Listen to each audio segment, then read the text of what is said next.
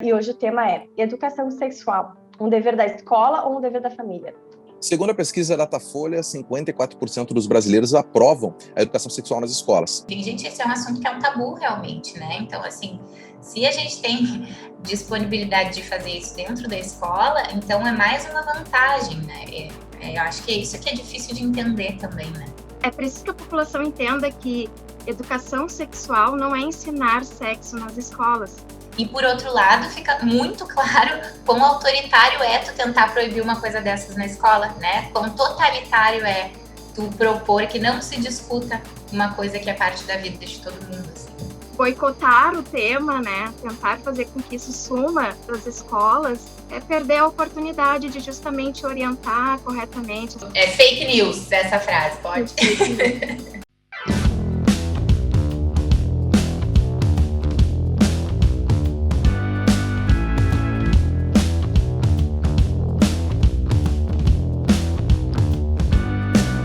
Olá, gente! Começando mais um Conversa Fiada, o seu podcast de humor, de entretenimento, de informação. Eu sou o Lucas Bel e comigo está sempre ela, Capaiva. Oi, Ana, gente, mais uma Conversa Fiada começando e vamos de mais um tema polêmico, aliás, bem polêmico, né, dessa vez, mas que a gente precisa e que a gente vai debater sim, não é, Lucas? É verdade, hoje eu tô feliz porque, como todo mundo sabe, Conversa Fiada é gravada e hoje a gravação é à noite, daí eu vou poder tomar uma coisinha durante a gravação. Então, para estar com você que escuta a gente em áudio no Spotify, no Deezer ou na Apple Music, ou assiste em vídeo no YouTube, aproveita, se inscreve no canal, comenta, compartilha o vídeo com seus amigos, curte e constrói a Conversa Fiada mais democrática desse país. Então, bora para mais uma Conversa Fiada e hoje o tema é educação sexual, um dever da escola ou um dever da família? Mais um tabu no Conversa Fiada. De um lado, temos quem defende que a educação sexual é tarefa dos pais. De outro lado, existem defensores de que isso também é tarefa da escola. Então, nos últimos anos, várias polêmicas passaram por esse tema e as eleições presidenciais de 2018 pautaram esse debate de uma forma muito agressiva, sendo talvez um ponto fundamental na decisão de votos, né? Mas, afinal, o que de fato é a educação sexual?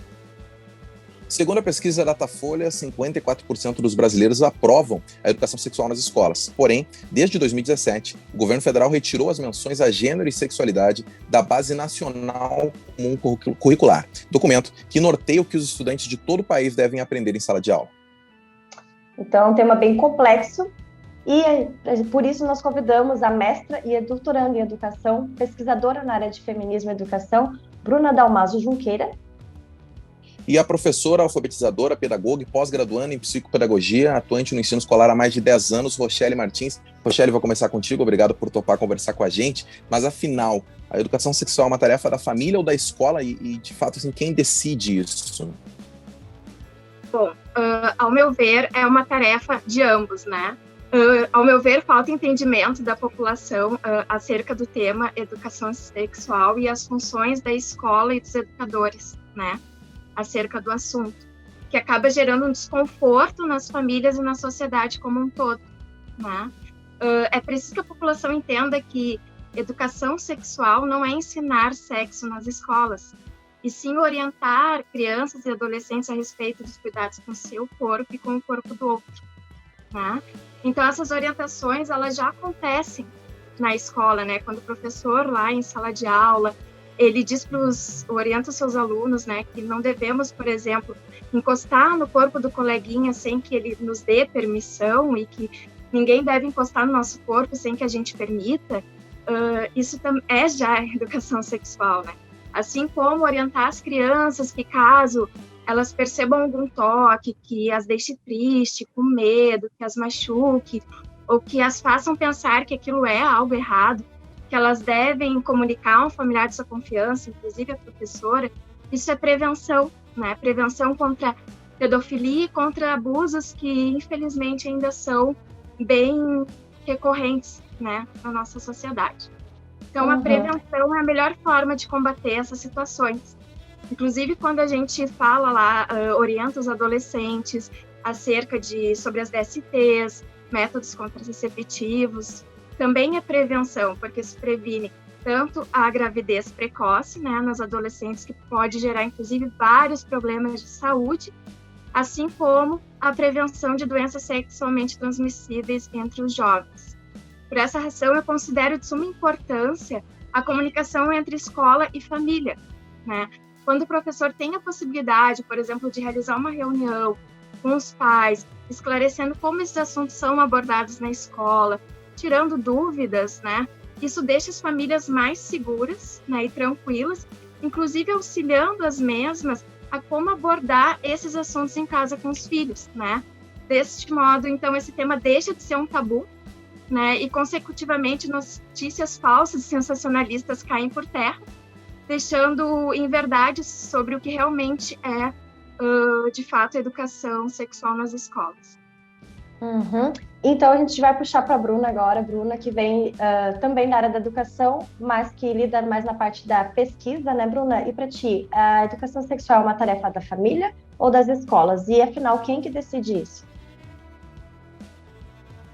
Bom, sim, eu venho da área da pesquisa agora, mas já trabalhei muito em escola também como bibliotecária, como professora, como coordenadora, já me meti em tudo quanto é lado também e toda a minha experiência, assim como todo o meu estudo, diz que esse é um papel da escola, fundamentalmente da escola.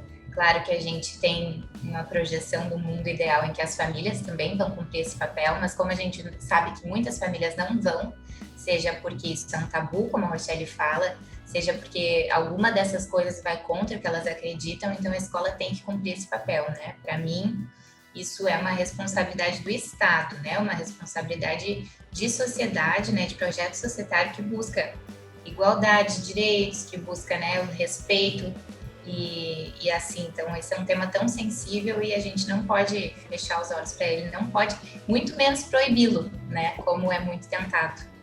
Uhum. E a gente quer perguntar para vocês também, gurias, muito se discute sobre ideologia de gênero, mas na verdade a educação sexual que se defende nas escolas, ela tem alguma coisa a ver com esses movimentos LGBT? Tem a ver.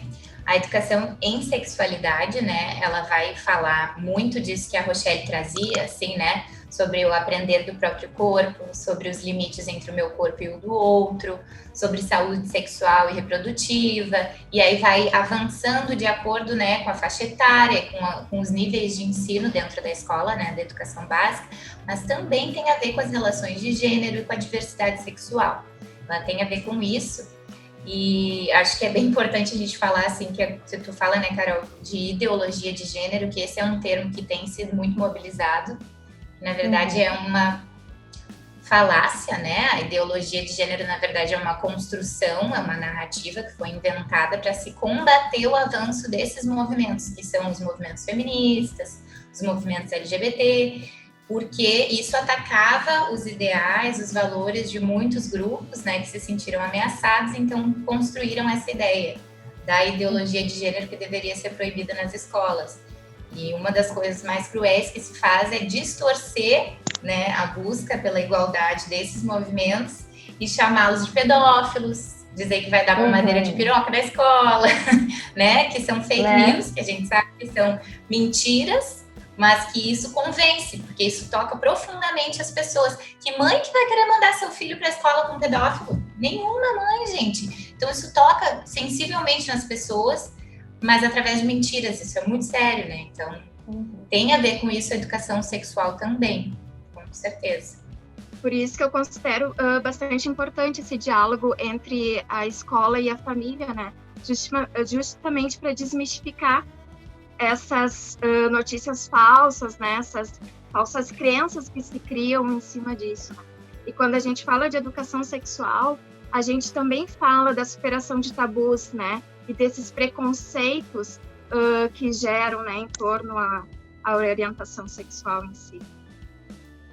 E foi um tema, a gente colocou isso na introdução hoje, que foi muito debatido nas eleições de 2018, né?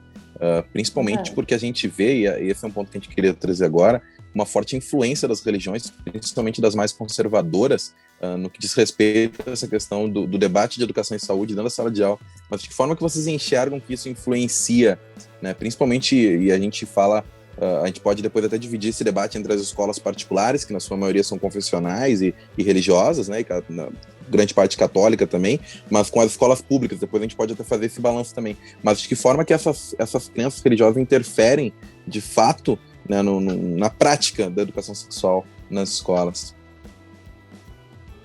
Fique à vontade, cada um. Posso começar também, não tem problema. Eu particularmente, como eu trabalho bastante com os pequenos, né,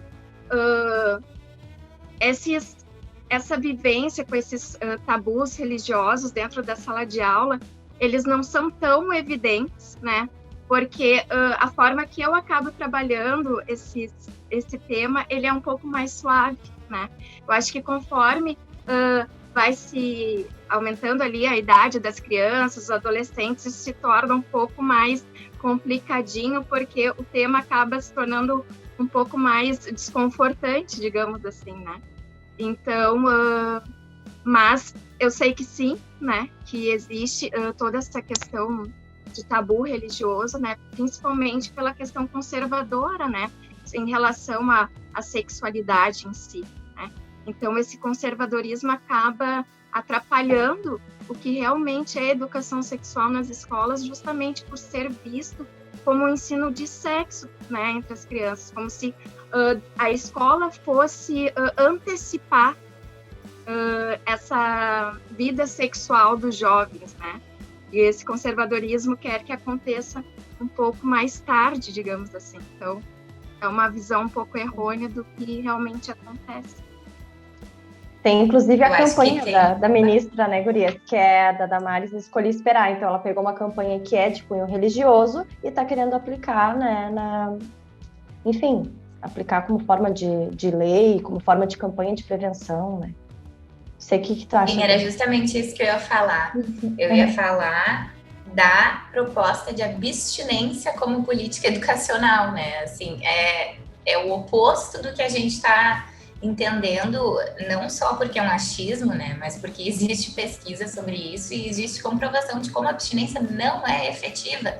Não porque uma pessoa decide ou não esperar fazer sexo, né, ter relação sexual, e sim porque, como política dentro de uma escola ou dentro de um sistema educacional, tu não vai impedir que os jovens tenham relações se eles quiserem ter. Então, propor abstinência apenas como a única forma de educação em sexualidade, não transem, isso acaba fazendo com que esses jovens estejam cada vez mais distantes da sua segurança, do respeito aos seus corpos, né, de ter acesso à informação, que é obrigação da escola que dê, né, então, assim, de poder ter uma série de aprendizados que eles poderiam ter se não fosse esse discurso da abstinência, né, e ele está muito relacionado com a religião também.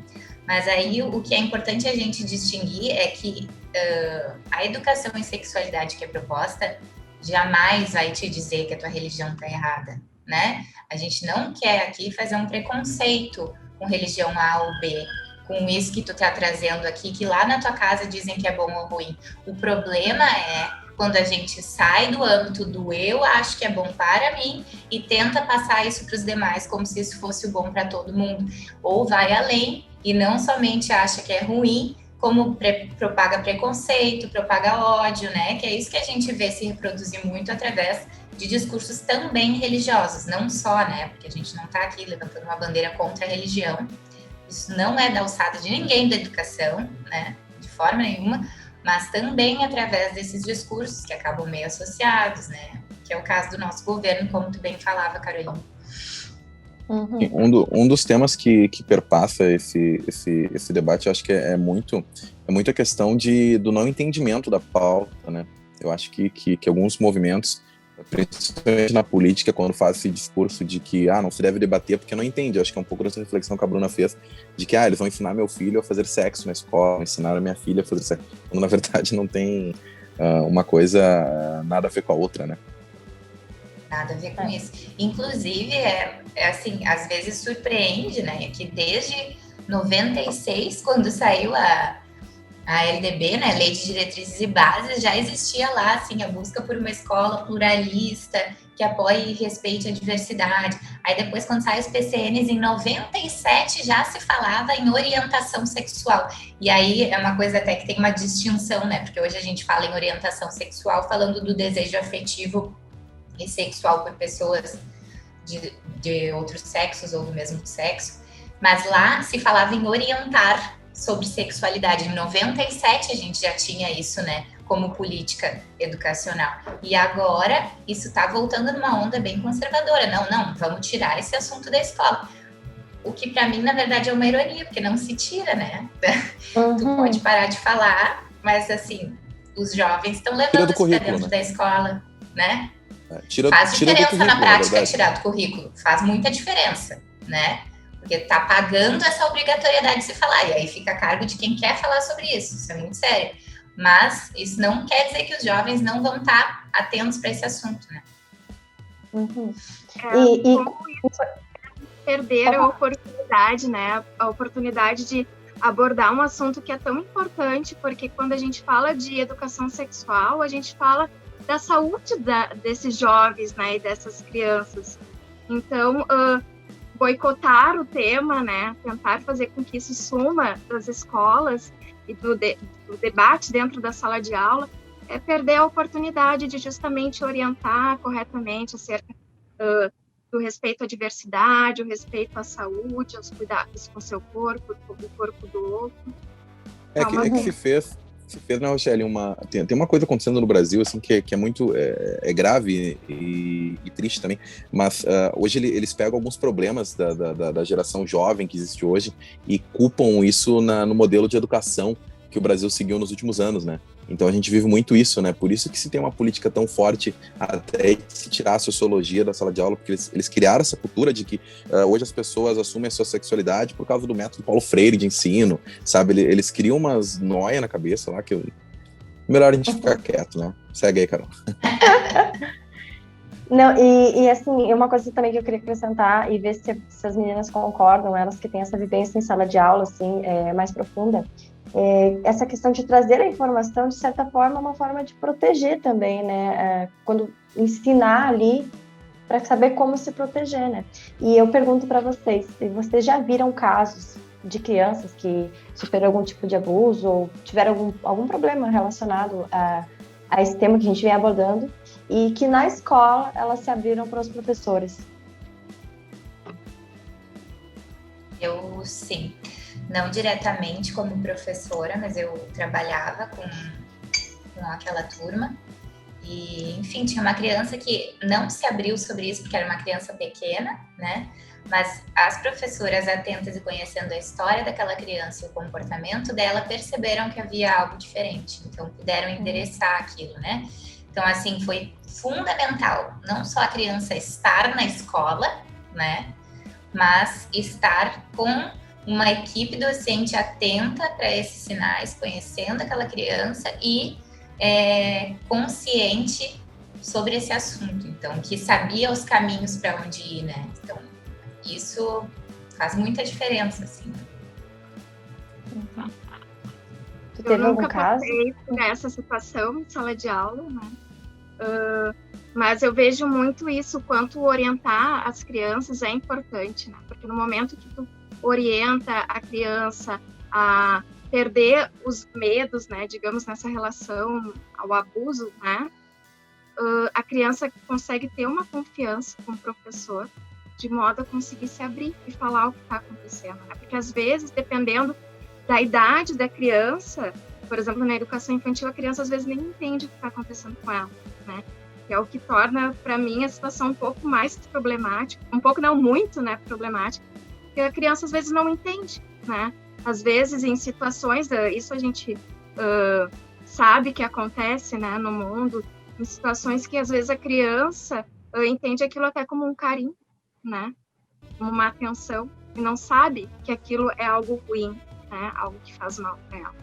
Então, no momento que se a criança tem esse entendimento de que ninguém pode encostar no corpo dela sem que ela permita, e que se algo a machuca, algo a deixa triste, algo a deixa com medo, como eu falei ali no início, né? Ela precisa comunicar isso, porque isso não está correto, não está certo. A criança entende o que está acontecendo com ela e consegue buscar ajuda, né? Porque às vezes isso não é visto ali no período da infância e vai aparecer lá na adolescência com vários traumas, né?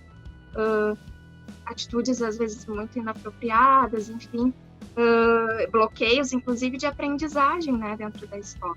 Então, quanto mais cedo a gente consegue abordar o assunto, né, de uma forma, conforme a faixa etária, de uma forma mais sutil, mas fazendo com que a criança compreenda isso, mais cedo a gente previne problemas maiores acerca desse tipo de situação. Sim.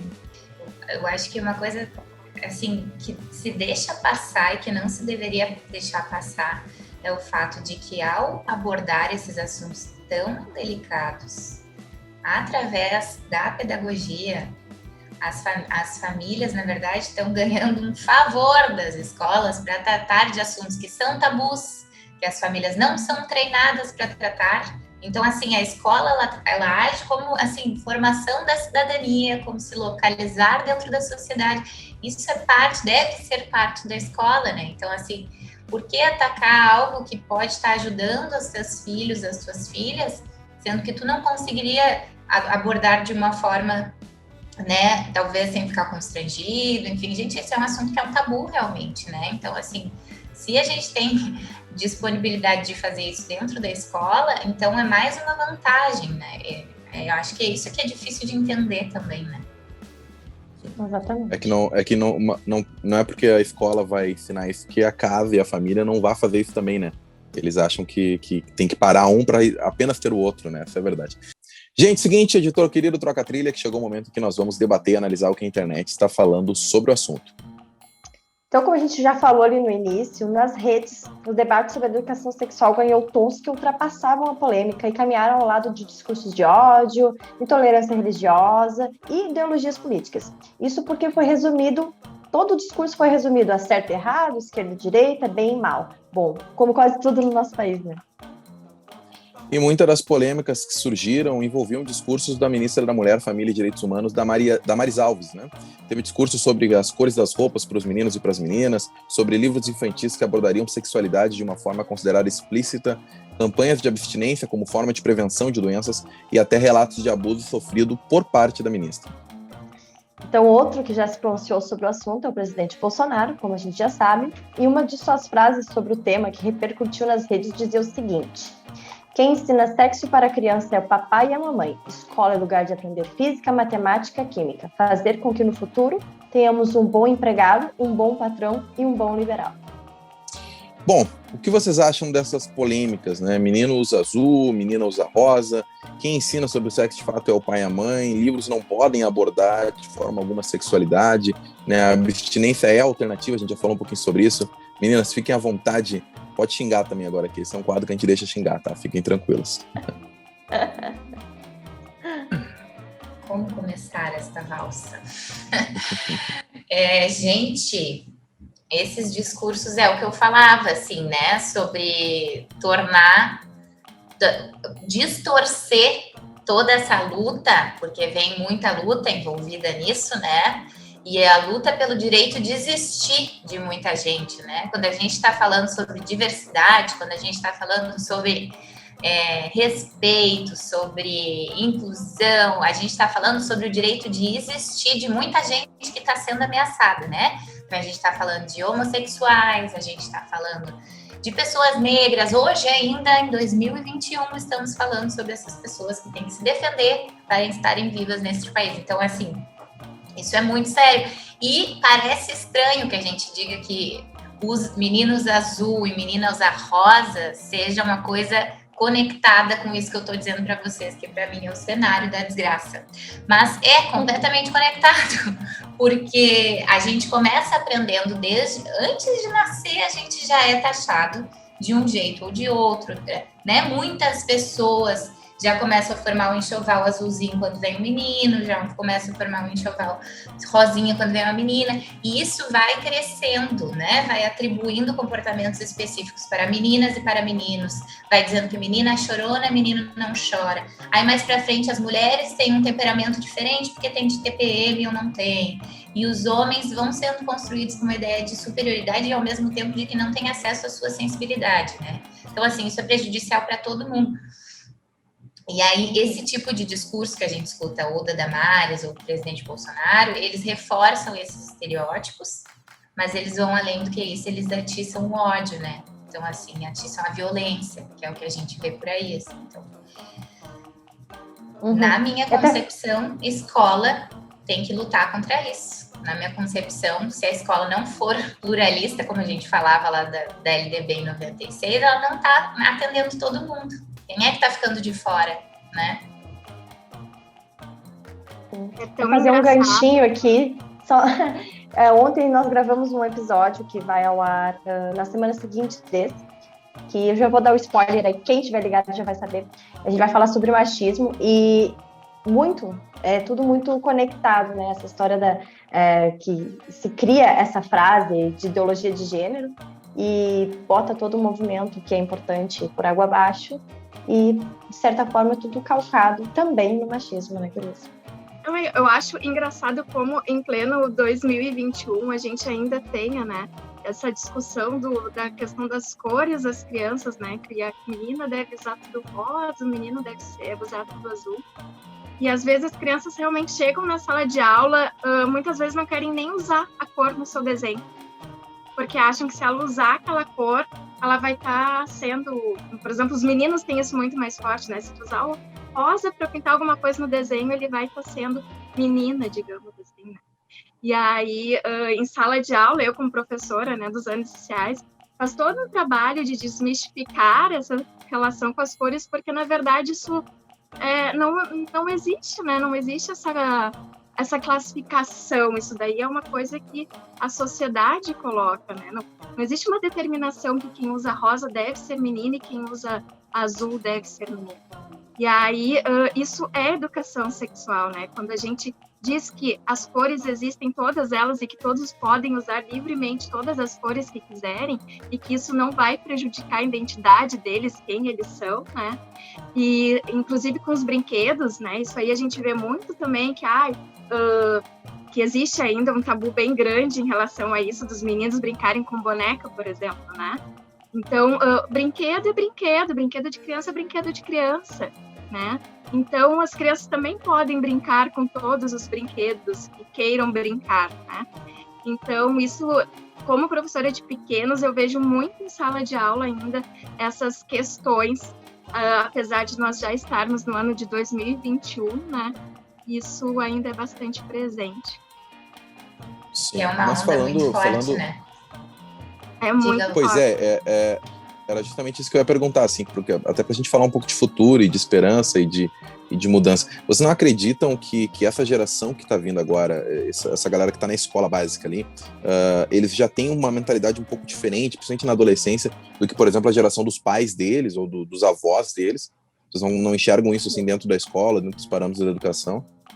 Eu vejo, vou pegar um gancho aqui um pouco em relação a um assunto que não é um pouco que a gente está falando, mas que eu acho que ajuda a construir essa questão dessa sociedade que tem um pouco mais de sensibilidade, né, de empatia pelo próximo, com a escola inclusiva, por exemplo, né? Então, as crianças, elas aprendem desde pequenininhos a respeitar as diferenças, né? Elas aprendem a ter amor, a cuidado com o outro, né? Sem ver aquilo de uma forma preconceituosa como era visto antigamente, né? Então, eu vejo que as discussões estão acontecendo, esses debates estão acontecendo dentro da escola, né?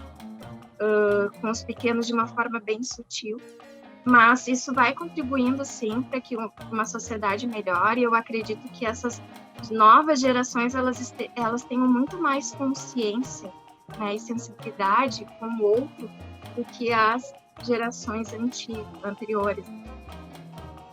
Uhum. Não sei se a Bruna concorda com isso. Eu acho que não é uma coisa hegemônica, assim, não acho que a gente pode falar de toda essa geração, assim, né, mas eu vejo muito fortemente, assim, falando da juventude, principalmente, né, uma abertura bem maior, né, porque a gente está falando de movimentos sociais, então, meninas feministas, né, esses tempos me chamaram para fazer uma palestra antes da pandemia. Já não é esses tempos, né, meu Deus, vamos fazer um ano aqui. Ano já. Então, me chamaram para fazer uma conversa com meninas do ensino médio sobre feminismo. Eu fiquei, gente, quando eu tinha idade de vocês, eu nunca tinha ouvido falar disso, maravilhosa. E aí, assim, né, eu percebo essa sensibilização, o movimento antirracista também, esses jovens, eles estão despertando, né, para essas coisas, porque estão percebendo que são parte viva disso, assim, né. Eu fiz a minha pesquisa do mestrado com professoras da Rede Municipal de Ensino de Porto Alegre. Uma coisa que me chamou muita atenção foi quando a gente conversava sobre o que elas achavam da possibilidade de proibir discussão sobre gênero na escola. E uma coisa que elas disseram foi, olha, eu acho que só se tiver um censor como era no tempo da ditadura, porque os jovens estão trazendo isso para a escola, então se não tiver alguém nos cuidando dentro da sala de aula para ver o que a gente está falando, eles vão trazer, porque isso é parte da vida deles. Então, assim, fica aí muito sinalizado tanto o lado de que os jovens estão trazendo isso, mesmo que a escola não proponha, e por outro lado, fica muito claro quão autoritário é tu tentar proibir uma coisa dessas na escola, né? Quão totalitário é tu propor que não se discuta uma coisa que é parte da vida de todo mundo, assim. Sim. Gurias, então chegou a temida hora, quando nós jogamos os convidados na fogueira. E para quem não conhece o quadro, Jogando a Fogueira traz algumas perguntinhas mais, vamos dizer, tenebrosas. Então é o seguinte, aqui a gente faz um trato, tá? Vocês podem responder com sim ou não, concordo ou não concordo, ou no máximo com uma frase ou com uma das alternativas da pergunta, beleza? E vai funcionar da seguinte forma, nós vamos fazer a pergunta, a Rochelle responde, depois a Bruna responde, sempre nessa ordem. Fechado então. Gurias, a mamadeira de piroca existe? Não. Não. Não nas escolas, pelo menos. Cuidado! Gente, seguinte. É fake news essa frase, pode? Um filho seu, tá? Um filho seu, você prefere que aprenda educação sexual em casa ou na escola? Eu diria ambos. Nos dois, com certeza. As escolas devem falar sobre identidade de gênero e orientação sexual? Sim. Sim. E o famoso kit gay, existe? Sim, existe. Mas não da forma como se foi colocado aí nas fake news, né? E ele, na verdade, ele foi um projeto que, na verdade, ele acabou nem sendo distribuído, né, nas escolas. Kit gay não existiu. Existiu uma proposta contra a homofobia. Isso, exatamente. A Bruna conseguiu falar melhor do que eu sobre isso. Exatamente o que a Bruna falou. Uma disciplina sobre educação sexual seria necessária no ensino fundamental? Acredito que isso esteja mais dentro de um currículo oculto. Não vejo como uma necessidade. Mas não seria contra também. Eu acho que sim, seria necessário. A abstinência sexual é a solução para evitar gravidez precoce, doenças, abusos? Não. Não é um problema que a pessoa queira se abster sexualmente. Isso não é um problema, mas a abstinência não é a resposta para prevenir tudo isso. Falar sobre sexo com crianças e adolescentes vai incentivar eles a querer fazer? Não. Vocês acham que os professores da educação pública estão preparados para ministrar esse tipo de disciplina? Acredito eu que não, né? Eu acho que esse tema deveria ser mais abordado, né, nas escolas em formações, de modo a orientar melhor os educadores para abordarem esse tipo de tema com os alunos. Desculpa, minha fala foi meio grande, mas... Tranquila. Se eu puder, eu vou ser um pouquinho comprida também, só para falar. Eu concordo muito com a Rochelle. Eu acho que além de formação nas escolas, a gente tem uma carência muito grande dessa discussão nas graduações, né? Não é toda a pedagogia que tem isso como forma obrigatória do currículo e muito menos licenciaturas. Então, a gente tem muita gente saindo formado professor da universidade, não conhecendo esse assunto, não estando formado para trabalhá-lo, mesmo que concorde com essa perspectiva de que ele é necessário. Verdade. Bom, parece que doeu, mas não deu, né, meninas? Chegamos pro fim, então. Vamos pro final de mais um episódio do Conversa Fiada. Muito obrigada aí quem ouviu até o final. Foi um baita de um tema, uma super aula das meninas aqui pra gente. E para quem ouviu até a gente até agora, uma obrigada. E também ali para as meninas, Bruna, principalmente, para a Rochelle também. Bruna, como que a galera faz para te encontrar nas redes sociais e acompanhar o teu trabalho? Eu não sou influencer digital, né? Mas assim, meu Facebook é Bruna Dalmaso Junqueira, com hífen entre Dalmaso Junqueira. Meu Instagram é Bruna DJ. Não é de DJ, é de Dalmaso Junqueira. E obrigada pelo convite, gente. Espero não sair daqui cancelada. Eu sei que esse é um tema muito sensível para muita gente, mas ele é muito necessário. Então, muito obrigada por abrirem esse espaço. Show. Rochelle, obrigado por aceitar e participar aqui com a gente, de coração mesmo. Como é que faz para a galera te encontrar nas redes sociais? A galera pode me encontrar no Instagram. Eu tenho uma página, Pedagoga Rochelle, com CHE, 2 L's e E. É importante grifar isso, que o meu nome se escreve um pouquinho diferente. A minha página ela é mais destinada realmente à alfabetização e às crianças com dificuldade de aprendizagem. Então, eu ofereço tanto a educação em ensino particular, né, atendimento com as crianças da parte da alfabetização e educação especial. E assim, também realizo trabalho voluntário com professores alfabetizadores, né, que queiram se atualizar e aprimorar sua prática docente dentro da área da alfabetização. Então, podem me procurar lá. Aproveito também para agradecer o convite, né? Como eu comentei com a Carol quando ela me convidou, eu fiquei um pouco nervosa por ser professora dos pequenos, né? E por ser um assunto tão polêmico, mas uma grande oportunidade, né, da gente desmistificar realmente o que é educação sexual na escola, né? E dar essa informação para o público realmente entender e ter essa comunicação com a escola, né? Qualquer dúvida, as famílias, a escola, ela é um espaço aberto para a comunidade escolar, né? É um local público, né? Então, as famílias devem estar presentes dentro da escola. Isso é muito importante. Então, dúvidas, nada melhor do que buscar a fonte realmente na fonte, né? A informação realmente na fonte. Então, vão até as escolas, conversem com os diretores, com os orientadores, com os professores, quando esses assuntos polêmicos acerca da escola aparecerem, né? Isso é uma forma bem importante da gente espantar as notícias falsas e não boicotar assuntos tão importantes, né? Que protegem, na verdade, as nossas crianças e nossos adolescentes. Então tá, gente, lembrando então que toda quinta-feira tem episódio novo em áudio no Deezer e Spotify e também em vídeo no YouTube. Aproveita aí, segue a gente, já dá o like quem estiver assistindo. Um beijo e até o próximo episódio. Tchau, tchau. Aproveita também, segue a gente lá nas redes sociais e já manda sua sugestão de tema para a conversa fiada mais democrática desse país. Um beijo. Beijão, tchau, tchau.